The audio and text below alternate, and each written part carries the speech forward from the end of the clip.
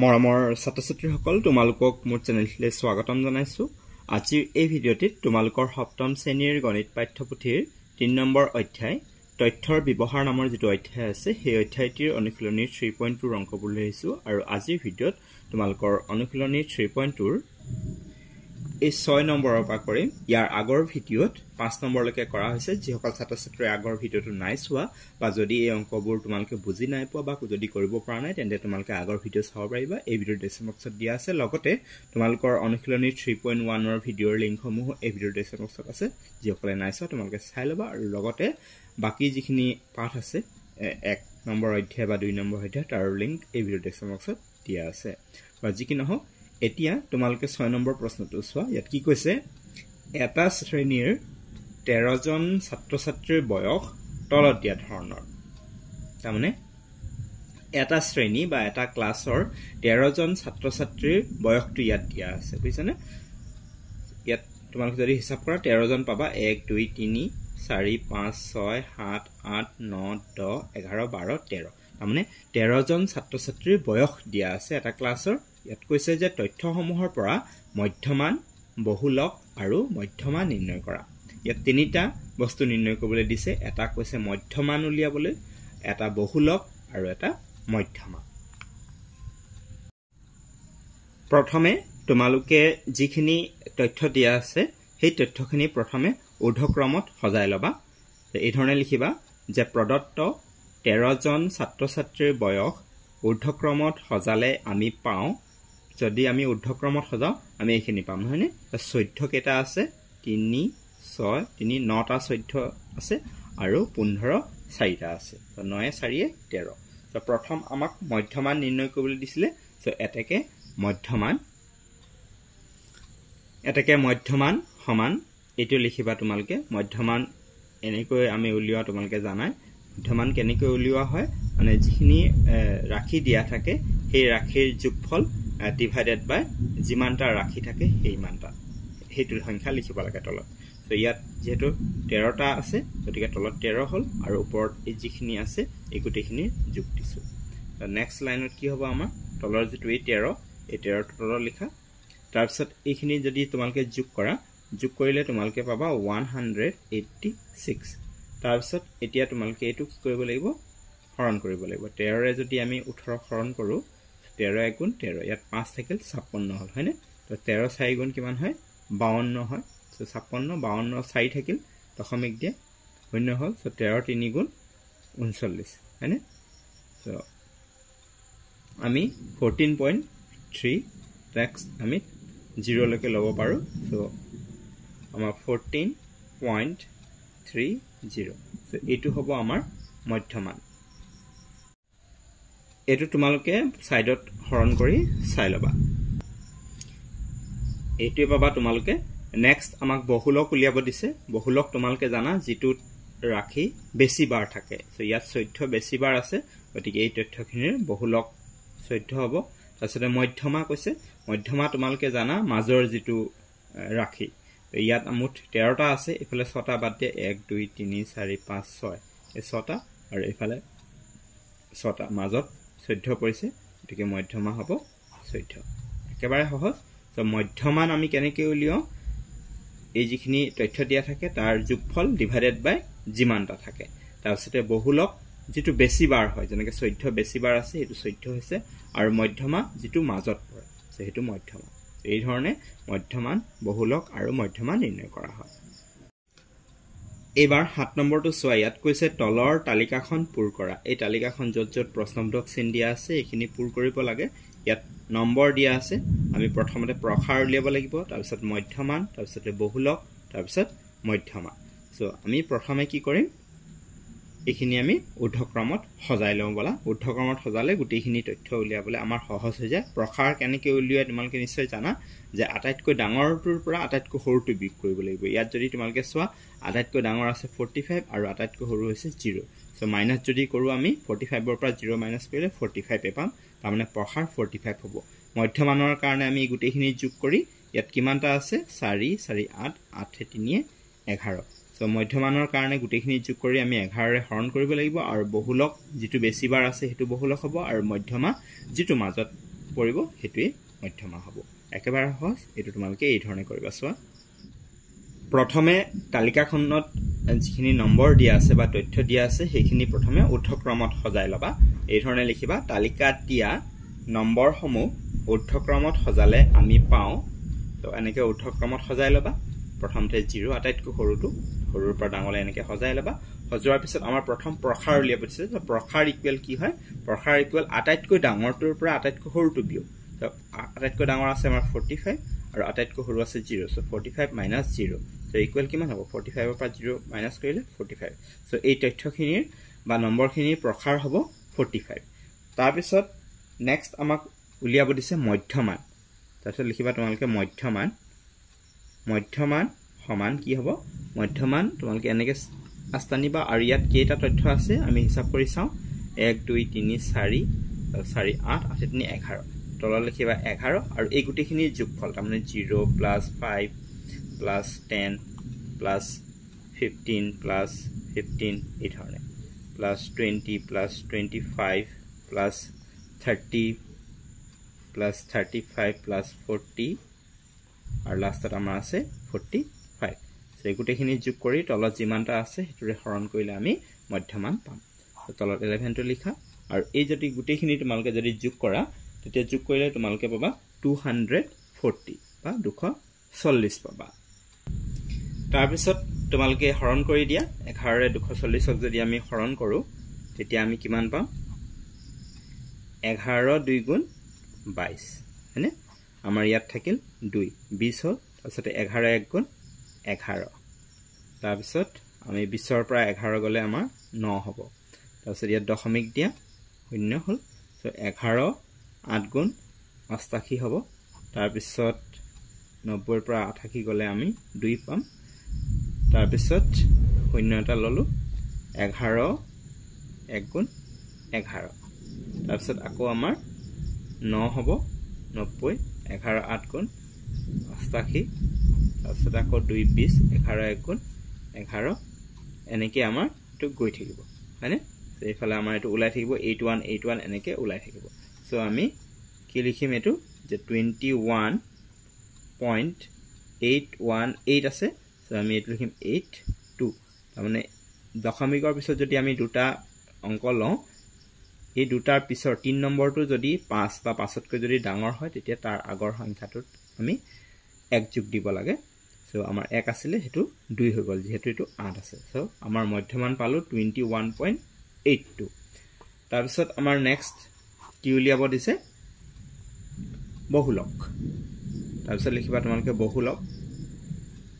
বহুলক সমান বহুলক তোমালকে জানা যেটো বেছি বাৰ থাকে হেতুই বহুলক আৰু ইয়াত যদি আমি চাও তেতিয়া হলে কোনটো বেছি বাৰ দেখিছো আমি 15 টো আমি বেছি বাৰ দেখিছো দুবাৰ আছে গতিকে ইয়াৰ বহুলক হ'ব 15 তাৰ পিছতে আমাৰ উলিয়াব দিছে মধ্যমা আৰু মধ্যমান দুটা বেলেগ বস্তু দেই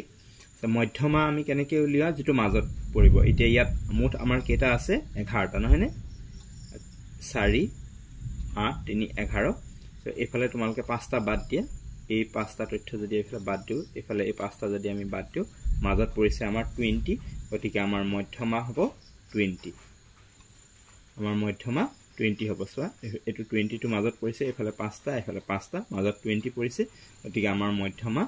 20 হ'ব সো আমি এই ধৰণে আমি প্ৰখাৰ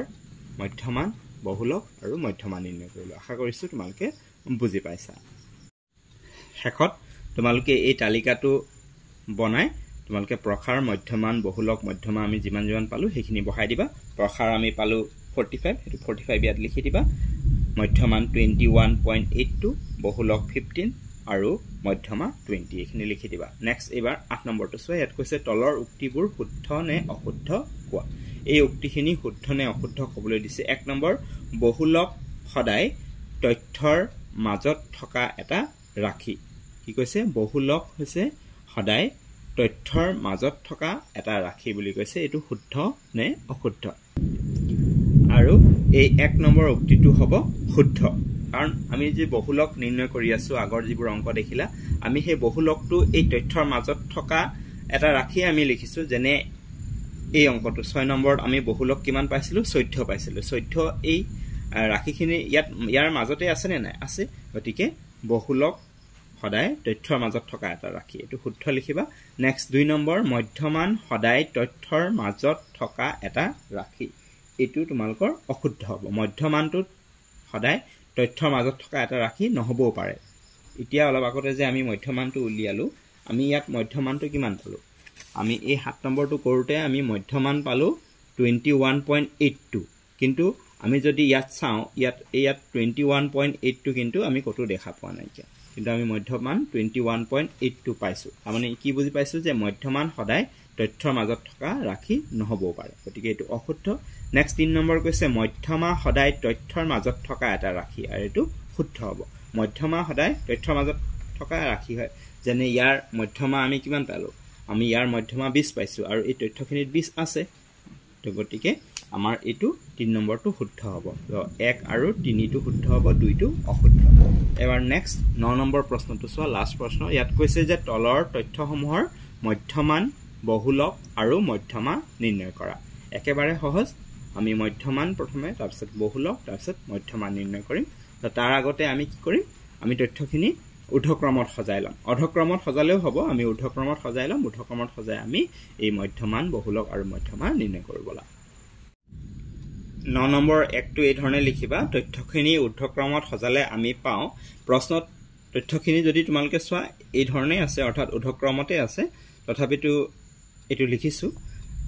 তাৰপিছত আমি মধ্যমানটো প্ৰথমে উলিয়াম মধ্যমান তোমালকে জানা যে ৰাশিখিনিৰ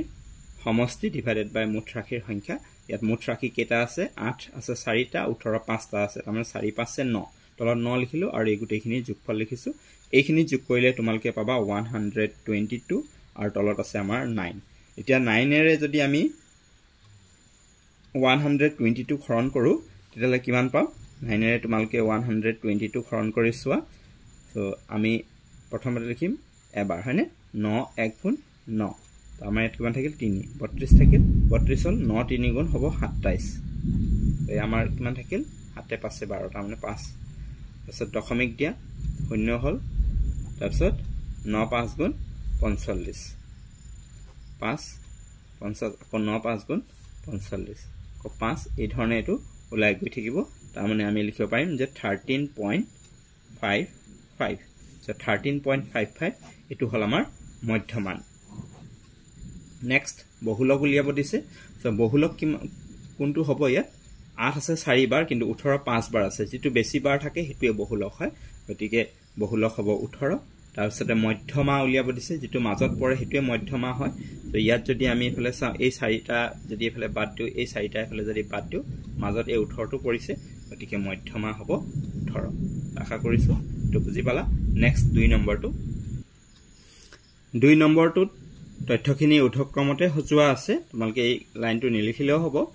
এটাকে মধ্যমান সমান আমি কি লিখিম ইয়াত যেহেতু 11টা আছে তোমালকে হিসাব কৰিছো 1 2 3 4 5 6 7 8 9 10 11 তলত আমি 11 লিখিলো আৰু এইখিনি আমি লিখিছো ইয়াত যোগফল তো তলত আমাৰ এটো 11 টো লিখা আৰু এইখিনি তোমালকে যোগ কৰিলে পাবা 170 এতিয়া এই 170 ক 11 ৰে হৰণ কৰা তো 11 1 গুণ 11 হল ইয়াত থাকিলে 6 60 হল হয়নে 11 5 গুণ 55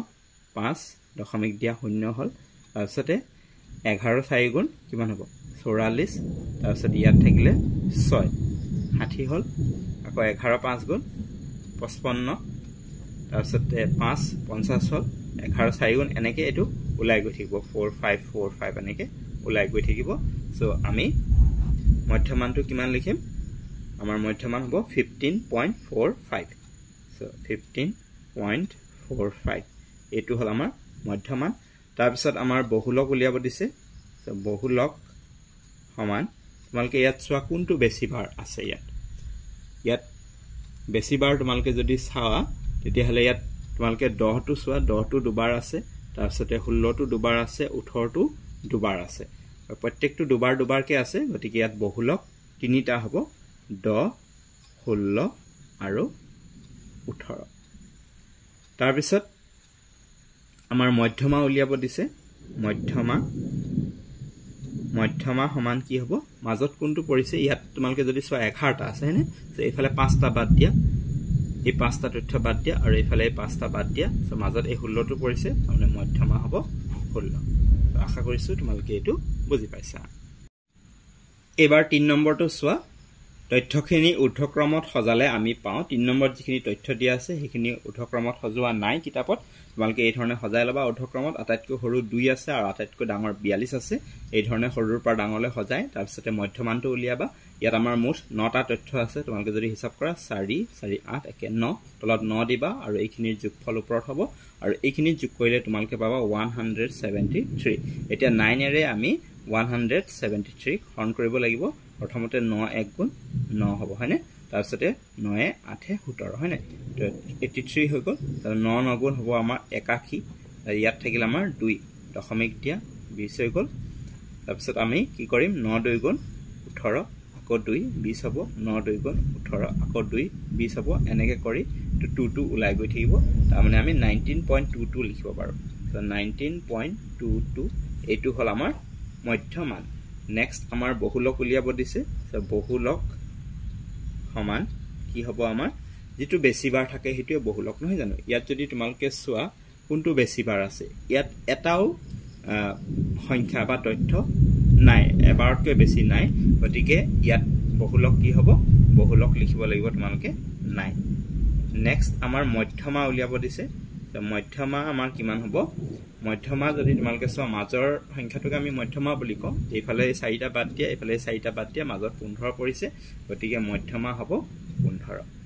সো আশা কৰিছো তোমালকে বুজি পাইছা ইয়াত কিন্তু বহুলক নাই কিয় বহুলক নাই গম পাইছে যে ইয়াত যিকোনো এটা সংখ্যা বেছি বাৰ নাই কি প্ৰত্যেকটা এবাৰ হে আছে গতিকে ইয়াত আমি বহুলক নাই বুলি কওঁ সো আশা কৰিছো তোমালকে বুজি পালা